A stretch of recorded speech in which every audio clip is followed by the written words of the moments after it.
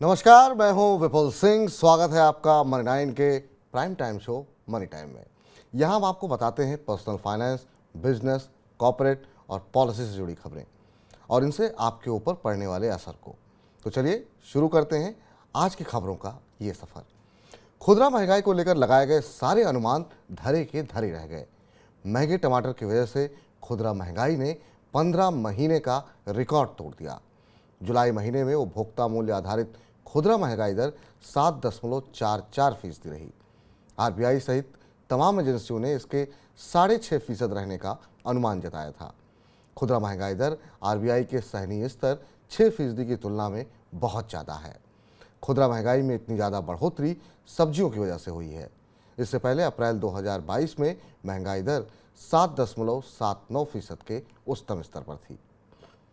बढ़ती महंगाई के साथ साथ गिरते रुपए ने भी सबकी चिंता बढ़ा दी है। सोमवार को अमेरिकी डॉलर के मुकाबले रुपया 29 पैसे की गिरावट के साथ 83 रुपये 11 पैसे प्रति डॉलर के अपने सर्वकालिक निचले स्तर पर बंद हुआ। इस गिरावट का कारण अंतर्राष्ट्रीय बाजार में कच्चे तेल की कीमतों का मजबूत होना और विदेश में डॉलर का मजबूत होना है।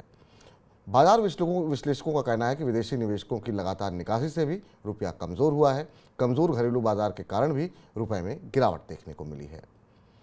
टमाटर की महंगाई हुई अब छूमंतर। जी हां, सरकार ने एनसीसीएफ और नेफेड को 50 रुपये किलो की दर से टमाटर बेचने का निर्देश दिया है। खाद्य मंत्रालय ने 15 अगस्त से 50 रुपये प्रति किलो के भाव पर टमाटर बिक्री करने के निर्देश जारी किए हैं।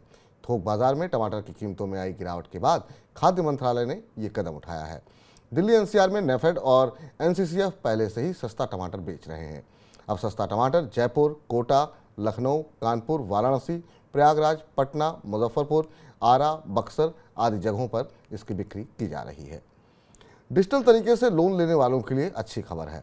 भारतीय रिजर्व बैंक कर्जदाताओं को जरूरी डिजिटल सूचना उपलब्ध करवाकर कर्ज वितरण को आसान बनाने जा रहा है। इसके लिए सार्वजनिक प्रौद्योगिकी मंच की 17 अगस्त से पायलट स्तर पर शुरुआत होगी। पायलट परियोजना के दौरान इस प्रौद्योगिकी मंच पर उपलब्ध बैंक 1,60,000 रुपये के किसान क्रेडिट कार्ड कर्ज, दुग्ध उत्पादकों को कर्ज, किसी जमानत के बगैर एमएसएमई उद्यमों को कर्ज, व्यक्तिगत ऋण और होम लोन देने का काम करेंगे। इस मंच के जरिए आधार के जरिए इलेक्ट्रॉनिक केवाईसी करने, राज्य सरकारों के भूमि रिकॉर्ड, पैन की वैधता, आधार ई हस्ताक्षर और संपत्ति की तलाश के आंकड़ों को जोड़ने का काम किया जा सकेगा। वैश्विक स्तर पर मांग में नरमी देखने को मिली है और पेट्रोलियम, रत्न एवं आभूषण सहित अन्य प्रमुख क्षेत्रों के कमजोर प्रदर्शन से देश का कुल निर्यात इस साल जुलाई में करीब 16% घटकर 32.25 अरब डॉलर रहा। इस दौरान आयात भी 17% घटकर 52.92 अरब डॉलर रहा। आयात में कमी से व्यापार घाटा कम होकर 20.67 अरब डॉलर रहा, जो एक साल पहले इसी महीने में 25.43 अरब डॉलर था। अमेरिका और यूरोप जैसे प्रमुख बाजारों समेत कई देशों के निर्यात और आयात में कमी आई है। इन दोनों क्षेत्रों से आयात लगातार कम हो रहा है। चलिए अब रुख कर लेते हैं शेयर बाजार की ओर। शेयर बाजार में सोमवार को भारी उतार चढ़ाव देखने को मिला। हालांकि बाजार बंद होने के बाद मजबूती के साथ बंद हुए। बीएसई सेंसेक्स 79 अंक की तेजी के साथ 65,401 पर बंद हुआ। एनएसई निफ्टी भी 6 अंक की मामूली बढ़त के साथ 19,434 अंक पर बंद हुआ।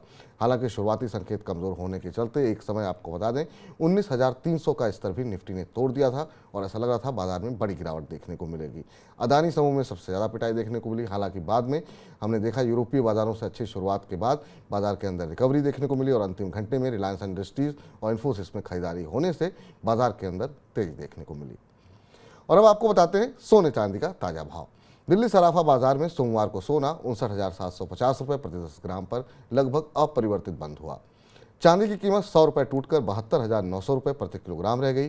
अंतर्राष्ट्रीय बाजार में सोना तेजी के साथ $1,915 प्रति औंस रहा, जबकि चांदी 22.72 डॉलर प्रति औंस पर अपरिवर्तित रही। मिले जुले कारणों से सोना कई सप्ताह के निचले स्तर पर बंद हुआ। जुलाई में भारत का घरेलू हवाई यातायात सालाना आधार पर 25% बढ़ गया। इस महीने 1 करोड़ 21 लाख लोगों ने हवाई जहाज से यात्रा की। जुलाई 2022 में घरेलू हवाई यात्रियों की संख्या 97 लाख थी। इंडिगो ने इस साल जुलाई में 76,75,000 यात्रियों को मंजिल तक पहुंचाया। जुलाई माह में इंडिगो की बाजार हिस्सेदारी 63.4% रही। नोएडा में घर बनाना हुआ है महंगा। नोएडा प्राधिकरण ने मकान का नक्शा पास करवाने और मकान बनने के बाद पूर्णता प्रमाण पत्र के लिए शुल्क को बढ़ाकर लगभग दोगुना कर दिया है।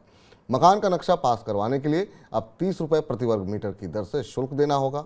वहीं पूर्णता प्रमाण पत्र लेने के लिए 35 रुपये प्रति वर्ग मीटर की दर से शुल्क लगेगा। नई दरें आवासीय के साथ साथ सभी तरह की संपत्तियों के लिए लागू होंगी। अब आपको बताते हैं आईपीओ से जुड़ी खबर। अगर आप किसी नए आईपीओ का इंतजार कर रहे हैं तो इसके लिए आपको 22 अगस्त को मौका मिलेगा। स्टेनलेस स्टील के हौज बनाने वाली एरोफ्लेक्स इंडस्ट्रीज लिमिटेड का आईपीओ 22 अगस्त को खुलेगा। यह आईपीओ 24 अगस्त को बंद होगा।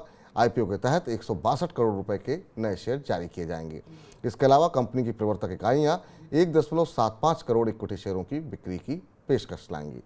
और आपको जानना है कि यहाँ पे पैसे लगा सकते हैं या नहीं लगा सकते हैं, तो हर रोज़ दोपहर 1:45 बजे हमारा खास सेगमेंट वाह क्या आईपीओ है देखना मत भूलिएगा। तो ये थी आज की प्रमुख खबरें। अब वक्त हो गया है आपसे विदा लेने का। अब आपसे गुरुवार को होगी मुलाकात, क्योंकि कल रहेगा स्वतंत्रता दिवस का अवकाश। और साथ ही आपके साथ हमारे मनी 9 के सभी दर्शकों को स्वतंत्रता दिवस की बहुत बहुत शुभकामनाएं। आप सब प्रसन्न रहें, आर्थिक रूप से हमेशा जो है आपकी सूझबूझ बढ़ती रहे, आर्थिक समृद्धि देश को मिले, हम सब समृद्ध रहें, यही हमारी कामना है। आज का हमारा मनी टाइम आपको कैसा लगा, नीचे कमेंट बॉक्स में अपनी राय से हमें ज़रूर अवगत कराएं। स्वतंत्रता दिवस की एक बार फिर से आप सभी को हार्दिक शुभकामनाएं। मुझे इजाज़त दीजिए। नमस्कार, शुभ रात्रि, गुड नाइट।